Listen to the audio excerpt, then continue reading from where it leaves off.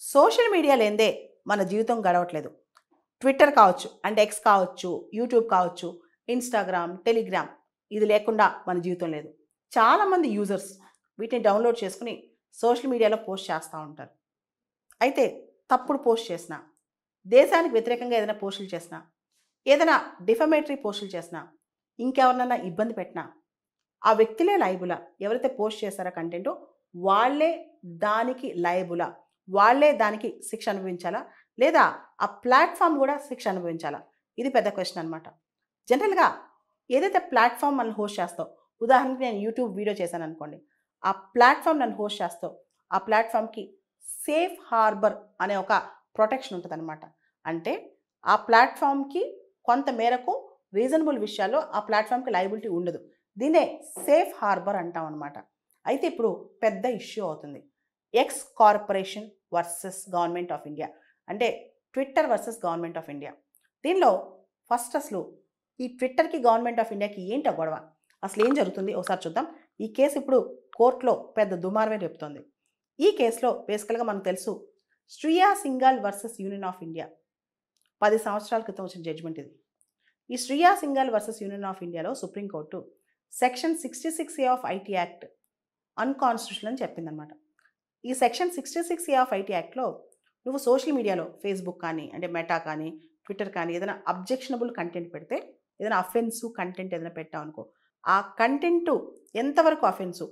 అంటే మన మనసులోంచి వచ్చే భావాలు, స్వేచ్ఛ ఉంటాయా? ఉండవా? ప్రతి దానికి గవర్నమెంట్ వచ్చి మన గొంతు నొక్కేయాలా? మన ఫ్రీడమ్ ఆఫ్ ఎక్స్‌ప్రెషన్ ఎక్కేయాలా? ఇలా సెక్షన్ 66 ఏ వాడి గవర్నమెంటు చాలా కంటెంట్‌ని తొలగేస్తుంది. చాలా కంటెంట్ విషయాల్లో కేసులు పెడుతుంది.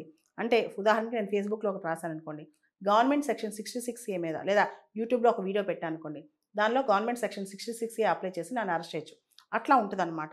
ఇలాంటివి Shriya Singhal versus Union of ఇండియాలో ప్రతి దానికి ఎక్సెసివ్‌గా 66 ఏ వాడుతుంది కాబట్టి 66 ఏ అన్‌కాన్స్టిట్యూషనల్ అని చెప్పి సుప్రీం కోర్ట్ కొట్టేసింది. ఇదే టైంలో తర్వాత ఏం జరిగిందంటే ఈ బ్లాక్ ఏదైతే అబ్జెక్షనబుల్ అఫెన్సివ్ కంటెంట్ ఉందో అవన్నీ కూడా సెక్షన్ 69 ఏ కింద బ్లాక్ చేయొచ్చును. Section 69 A of IT act. So 66 A కొట్టేసిన 69 ఏ ఉందనమాట.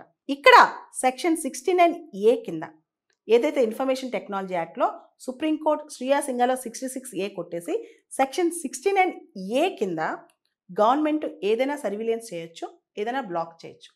అయితే 66 ఏ ఏదైతే సుప్రీంకోర్టు కొట్టేసిందో దానిలో గవర్నమెంట్‌కి వైడ్ పవర్స్ ఉన్నాయి.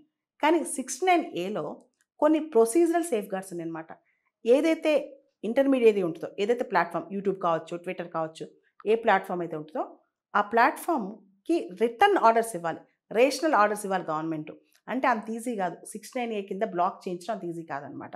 సో దానికోసం ఒకవేళ గనుక 69 ఏ కింద గవర్నమెంట్ ఈ ఇంటర్మీడియేట్ కానీ, ప్లాట్‌ఫార్మ్ కానీ ట్విట్టర్ కానీ, అంటే ఎక్స్ కానీ, ఇన్‌స్టాగ్రామ్ కానీ దేనికైనా నోటీస్ ఇచ్చినప్పుడు దానికి చాలా ప్రొసీజరల్ సేఫ్‌గార్డ్స్ పాటించాలి.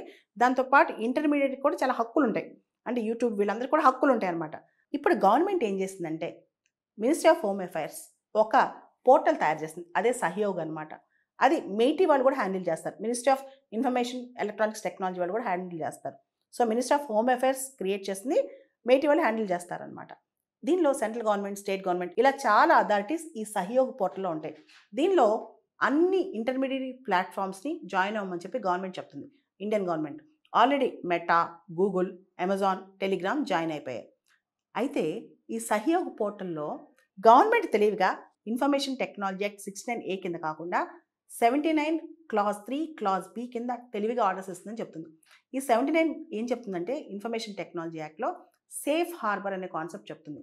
అంటే ఒక అబ్జెక్షనబుల్ అఫెన్సివ్ కంటెంట్ ఏదైనా ప్లాట్‌ఫామ్‌లో ఉందనుకోండి. ట్విట్టర్‌లో గాని ఎక్కడైనా తప్పుడు కంటెంట్ ఉంది. ఆ కంటెంట్ తీసేయమని చెప్పి టైమ్ ఇస్తది గవర్నమెంట్. రీజనబుల్ టైమ్ ఇస్తది. స్టిప్యులేటెడ్ టైమ్ ఇస్తది. ఆ ప్లాట్‌ఫామ్‌కి కమ్యూనికేట్ చేస్తదనమాట. ఆ టైంలో ఆ ప్లాట్‌ఫామ్ రిమూవ్ చేయకపోతే, అప్పుడు ఆ ప్లాట్‌ఫామ్ సేఫ్ హార్బర్ క్లాజ్ కోల్పోద్ది. సేఫ్ హార్బర్ అంటే వాళ్ళ ప్లాట్‌ఫామ్‌లో ఉన్న కంటెంట్‌కి వీళ్ళు లయబుల్ కాదు. అంటే యూట్యూబ్‌లోన నేను చేసిన ఒకవేళ యూట్యూబ్‌లో నేను ఒక వీడియో చేశా.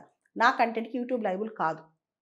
కానీ ఒకేళ గనుక కంటెంట్ తప్పుడుగా ఉంటే, ఎలా సోవెనిటీ ఇంటిగ్రిటీకి వ్యతిరేకంగా, డిఫమేటివ్‌గా, సెక్యూరిటీ ఆఫ్ ద స్టేట్‌కి వ్యతిరేకంగా, పబ్లిక్ ఆర్డర్ డిస్టర్బ్ చేసే విధంగా ఈ విధంగా కంటెంట్ ఉందనుకోండి, అప్పుడు మన గవర్నమెంట్ యూట్యూబ్కో ట్విట్టర్కో రాస్తుంది. వాళ్ళకి కొంత టైం ఇస్తుంది. ఆ కొంత టైం లోపల తీయకపోతే వాళ్ళ సేఫ్ హార్బర్ క్లాజ్ కోల్పోతారు. అంటే వాళ్ళకున్న ప్రొటెక్షన్ కోల్పోయి నేనెంత లైబులో, ఒక తప్పుడు కంటెంట్ క్రియేట్ చేసిన వాళ్ళు ఎంత లైబులో, ఆ ప్లాట్ఫామ్ కూడా అంతే లైబుల్ అనమాట. అయితే ట్విట్టర్ ఇప్పుడు ఏమంటుందంటే ఎక్స్ వాళ్ళు గవర్నమెంట్ ఆఫ్ ఇండియా ఇది తెలివిగా చేస్తుంది, మమ్మల్ని ఇబ్బంది పెట్టడానికి చేస్తుంది. 69A కింద ఇస్తే కనుక కొన్ని ప్రొసీజరల్ సేఫ్ గార్డ్స్ ఉంటాయి.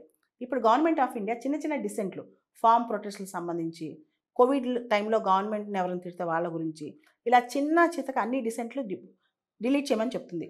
డిలీట్ చేయమంటమే కాదు, కొన్నిసార్లు వాళ్ళ అకౌంట్ కూడా బ్లాక్ చేయమంటుంది. ఇది డెమోక్రటిక్ ప్రిన్సిపల్స్కి విరుద్ధం. మేము సెక్షన్ 69A పాటిస్తాం, 79 పాటించాం అని చెప్పి ట్విట్టర్ ఇప్పుడు క్వశ్చన్ చేస్తుంది. అంతేకాదు, అసలు సహయోగ్ పోర్టల్లో మేము ఎందుకు జాయిన్ అవ్వాలి? మేము జాయిన్ అవ్వకపోయినా మేము గవర్నమెంట్ చెప్పిన కమ్యూనికేషన్ రీజనబుల్గా ఉంటే వింటాం. కానీ తెలివిగా గవర్నమెంట్ ఏం చేస్తుందంటే ప్రతి పోలీసు, ప్రతి ఒక్కళ్ళు దాన్ని జాయిన్ చేసేసి ప్రతి ఒక్కళ్ళు బ్లాకింగ్ ఆర్డర్స్ ఇస్తున్నారు. అది మేము ఎందుకు పాటించాలి? దానికి ఒక రేషనాలిటీ ఉందా? ఎందుకంటే 69A కింద గవర్నమెంట్ ఏమైనా ఆర్డర్ ఇస్తే దానికి జ్యుడిషియల్ రివ్యూ ఉండొచ్చు, కోర్టుకి వెళ్ళొచ్చు. అదేవిధంగా 69A కింద కొన్ని గవర్నమెంట్ వ్యతిరేకంగా ఉంటేనే, స్ట్రాంగ్గా రీజన్స్ ఉంటేనే బ్లాక్ చేయొచ్చు. అదేవిధంగా సెక్షన్ 79 అనేది అరుదుగా వాడాలి. ముఖ్యంగా ఆర్టికల్ 19 క్లాజ్ 2 ఏదైతే sovereignty, integrity of India, security of the state ఇలాంటి దెబ్బతింటే అప్పుడు గవర్నమెంట్ ఆర్టికల్ 79 కింద బ్లాక్ చేయమని చెప్పొచ్చు. కానీ చిన్న చితక ప్రతి అంశాల్లో మమ్మల్ని బ్లాక్ చేయమంటుంది, సహయోగ్ పోర్టల్లో మమ్మల్ని జాయిన్ అవ్వమంటుంది. ఇది తప్పు, మేము జాయిన్ అవ్వమని చెప్పి ట్విట్టర్ చెప్తుంది. ఈ కేసులో ఏ విధమైన జడ్జిమెంట్ వచ్చినా దాని పర్యవసానాలు మాత్రం చాలా తీవ్రంగా ఉంటాయి. దానికి కారణం ఒక పక్క సోషల్ మీడియా ప్లాట్ఫామ్స్ అనేవి చాలా చాలా పెద్ద రేంజ్లో మన జీవితాల్లోకి వచ్చేస్తున్నాయి. ఇంకో పక్క గవర్నమెంట్ రెగ్యులేషన్స్ కూడా పెరిగిపోతున్నాయి.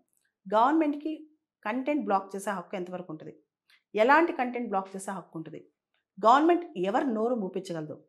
ఇవన్నీ పెద్ద క్వశ్చన్స్. అయితే గవర్నమెంట్ పక్కన వాదన ఏంటంటే మేము అన్నీ బ్లాక్ చేయమంటలేదు, మేము అందరినీ ఒక తాటికి తీసుకురావడానికి కారణం ఏంటంటే ఇవన్నీ సోషల్ మీడియా ప్లాట్ఫామ్స్లో ఒక్కోసారి ఒకే విధమైన కంటెంట్ స్ప్రెడ్ అవుతూ ఉంటుంది. అందరికి ఒకటేసారి ఇన్ఫర్మేషన్ ఇవ్వటం, ఈజీ కనెక్ట్లోకి రావటం, మేము రిమైండర్గా వాళ్ళకి ఈజీగా ఫాస్ట్గా రిమైండ్ చేయడం, ఇవన్నీ మాకు ఈజీగా అవుతాయి కాబట్టి మేము సహయోగ్ పోర్టల్ పెట్టాము, అంతేకాని ప్లాట్ఫామ్స్ని ఇబ్బంది పెట్టాలని కాదని గవర్నమెంట్ అంటుంది.